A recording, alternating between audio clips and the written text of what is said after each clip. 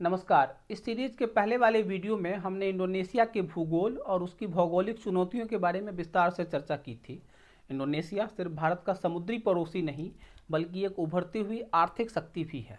17,000 से अधिक द्वीपों वाला यह देश दुनिया की चौथी सबसे बड़ी जनसंख्या वाला राष्ट्र है और इंटरनेशनल ट्रेड और सप्लाई चेन में इसकी अहम भूमिका है। भारत के साथ इसके ऐतिहासिक और सांस्कृतिक संबंध इसे और महत्वपूर्ण बनाते हैं। अगर आपने वह वीडियो नहीं देखा है तो मैं आई बटन में और डिस्क्रिप्शन में उसका लिंक दे रहा हूँ, आप सबसे पहले जाकर के उसको देख लीजिए ताकि आपको इस वीडियो का कॉन्टेक्स्ट अच्छे से समझ आ सके। अब आते हैं आज के वीडियो पे। आज के वीडियो में हम इंडोनेशिया के इकोनॉमी पे विस्तार से चर्चा करेंगे। क्या यह आने वाले दशकों में एशिया की अगली महाशक्ति बन सकता है, उसकी अर्थव्यवस्था किन प्रमुख सेक्टर्स पर आधारित है और क्या भारत के साथ इसका व्यापार भविष्य में और मजबूत होगा, क्या इंडोनेशिया चीन को सप्लाई चेन में चुनौती दे सकता है और सबसे अहम सवाल कि 2030 तक इंडोनेशिया कहां खड़ा होगा। तो आइए बिना समय गंवाए शुरू करते हैं वीडियो की। इंडोनेशिया इस समय दुनिया की 16वीं सबसे बड़ी अर्थव्यवस्था है और अगर विकास की यही गति बनी रही तो 2030 तक यह टॉप 10 अर्थव्यवस्थाओं में शामिल हो सकता है। इसकी कुल जीडीपी लगभग 1.4 ट्रिलियन डॉलर की है, जो दक्षिण पूर्व एशिया में सबसे अधिक है। इंडोनेशिया की आर्थिक मजबूती 3 स्तंभों पर टिकी हुई है। सबसे पहला निर्यात यानी कि एक्सपोर्ट्स, दूसरा प्राकृतिक संसाधन यानी कि नेचुरल रिसोर्सेज और तीसरा घरेलू खपत यानी कि डोमेस्टिक कंजम्पशन। यह दुनिया का सबसे बड़ा पाम ऑयल उत्पादक और निर्यातक है, जो वैश्विक उत्पादन का लगभग 60% हिस्सा रखता है। भारत, चीन और यूरोप इसके सबसे बड़े ग्राहकों में से एक हैं, जहां इसे खाद्य तेल, बायोडीजल और कॉस्मेटिक इंडस्ट्री में इस्तेमाल किया जाता है। पाम ऑयल इंडोनेशिया के निर्यात का एक बड़ा हिस्सा है और लाखों लोगों को रोजगार देता है, लेकिन यह एक बड़ी पर्यावरणीय चिंता भी बन चुका है क्योंकि पाम ऑयल प्लांटेशन के लिए बड़े पैमाने पर जंगलों की कटाई हो रही है, जिससे कि वन्य जीवों का प्राकृतिक आवास नष्ट हो रहा है और जलवायु परिवर्तन पर भी गंभीर असर पड़ रहा है। इसके अलावा इंडोनेशिया दुनिया का तीसरा सबसे बड़ा कोयला निर्यातक देश भी है। भारत इंडोनेशिया से सबसे अधिक कोयला आयात करता है, जो भारतीय ऊर्जा क्षेत्र के लिए एक महत्वपूर्ण संसाधन है। इंडोनेशिया प्राकृतिक गैस और निकेल उत्पादन में भी अग्रणी है, खास तौर पर निकेल, जो इलेक्ट्रिक व्हीकल की बैटरियों के लिए एक प्रमुख कच्चा माल है। इस क्षेत्र में देश की बड़ी संभावनाओं को दर्शाता है। हालांकि ग्रीन एनर्जी की बढ़ती मांग इंडोनेशिया के कोयला और गैस सेक्टर के लिए एक चुनौती बन सकती है। औद्योगिक रूप से इंडोनेशिया का टेक्सटाइल और मैन्युफैक्चरिंग सेक्टर इससे वैश्विक उत्पादन और निर्यात का केंद्र बना रहा है।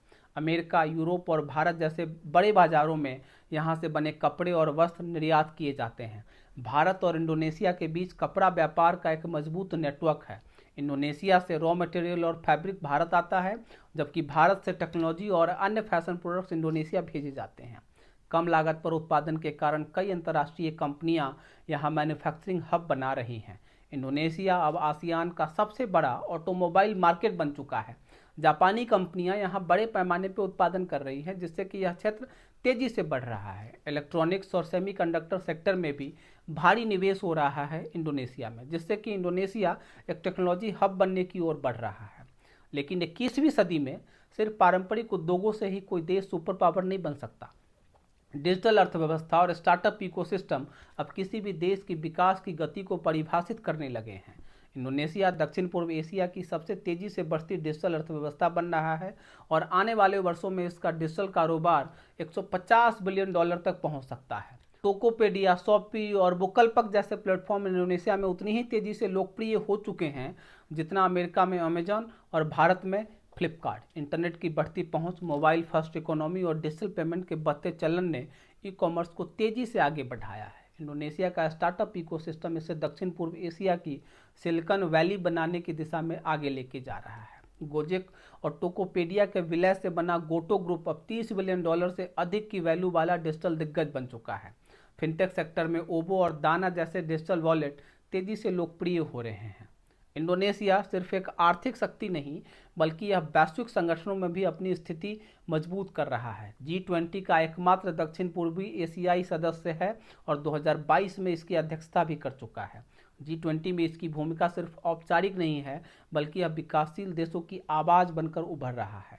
आसियान की सबसे बड़ी अर्थव्यवस्था होने के कारण यह संगठन के भीतर नीति निर्धारण और क्षेत्रीय सहयोग को लगातार प्रभावित करता है। इंडोनेशिया हिंद प्रशांत क्षेत्र में चीन और अमेरिका के बीच संतुलन बना रह सकता है और वैश्विक व्यापार में अपनी स्थिति को और मजबूत कर सकता है। अब बात करते हैं भारत और इंडोनेशिया के आर्थिक संबंधों की। दोनों देशों के बीच द्विपक्षीय व्यापार 50,000 करोड़ रुपए से अधिक का है और यह लगातार बढ़ता जा रहा है। भारत इंडोनेशिया से भारी मात्रा में कच्चा माल और संसाधन आयात करता है, जबकि इसके बदले में इंडोनेशिया भारत से टेक्नोलॉजी, मैन्युफैक्चरिंग प्रोडक्ट्स और फार्मास्यूटिकल खरीदता है।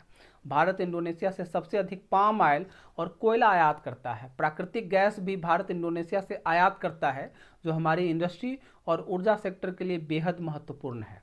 इंडोनेशिया भारतीय टेक्सटाइल, फार्मास्यूटिकल और ऑटोमोबाइल के लिए एक उभरता हुआ बाजार है। डिजिटल और टेक्नोलॉजी के क्षेत्रों में भी दोनों देशों के बीच में अपार संभावनाएं हैं। भारत के पास डिजिटल पेमेंट टेक्नोलॉजी में अग्रणी होने का अनुभव है और इंडोनेशिया के ई कॉमर्स सेक्टर को भारतीय डिजिटल पेमेंट टेक्नोलॉजी से बहुत फायदा हो सकता है। एआई, क्लाउड कंप्यूटिंग और साइबर सिक्योरिटी के क्षेत्र में भी दोनों देशों के बीच में सहयोग बढ़ सकता है। भारत और इंडोनेशिया के बीच व्यापारिक और आर्थिक सहयोग को नए स्तर तक ले जाया जा सकता है, लेकिन क्या यह साझेदारी सिर्फ आर्थिक हितों तक ही सीमित रहेगी या फिर भारत और इंडोनेशिया मिलकर के इंडो पैसिफिक क्षेत्र में व्यापार, निवेश और टेक्नोलॉजी के अलावा सुरक्षा और जियोपॉलिटिक्स में भी आगे बढ़ सकते हैं। अगली वीडियो में हम चर्चा करेंगे इंडोनेशिया की सैन्य शक्ति और क्षेत्रीय सुरक्षा नीति। तो जुड़े रहिए और अगर आपको यह वीडियो जानकारीपूर्ण लगी है तो इसको लाइक कीजिए, शेयर कीजिए और इस चैनल को सब्सक्राइब करना नहीं भूलिए, ताकि जब इस सीरीज़ की अगली वीडियो आए तो आप उसको देख सकें। नमस्कार।